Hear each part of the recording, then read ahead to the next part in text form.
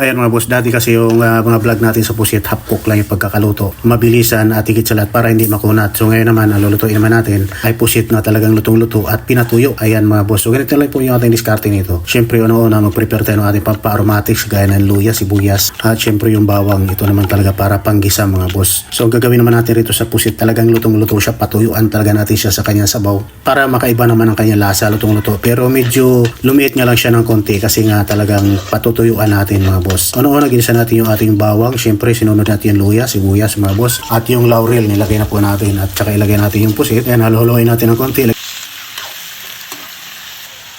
Lagyan natin ng konting oyster sauce, paminta, maraming paminta mga boss, mas masarap. At syempre yung konting soy sauce at suka mga boss, lagyan natin ng magic sarap. Kalahati lang yung magic sarap nilagay natin, parang marami tingnan pero kalahati lang, konting sabaw lang. So gagawin natin rito dahil nagtutubig pa naman yan, so patuyuan natin. Pag tuyong-tuyo na, ilagay na po natin yung ating pampaanghang, siling haba at siling labuyo mga boss. Ayan, at hayaan pa natin mga ilang minuto pa para talagang tuyong-tuyo siya at lutong-luto yung ating pusit. Ayan, so mas masarap kasi pag pinatuyo yung ating adobong pusit mga boss, kagaya niya medyo nagmamantika-mantika na, para kakaiba naman yung lasa. Syempre, mas matagal maluto, mas masarap mga boss. So ayan, luto na po yung ating adobo, spicing adobong pusit na pinatuyuan. So ganyan lang kasimple, kadali mga boss. Ayan, patagalin natin yung luto para makatikim naman tayo ng masarap na adobong pusit. Ayan, sa mga nagtatanong nga pala ng ating kalan, ilalagay na lang po natin sa comment section mga sir.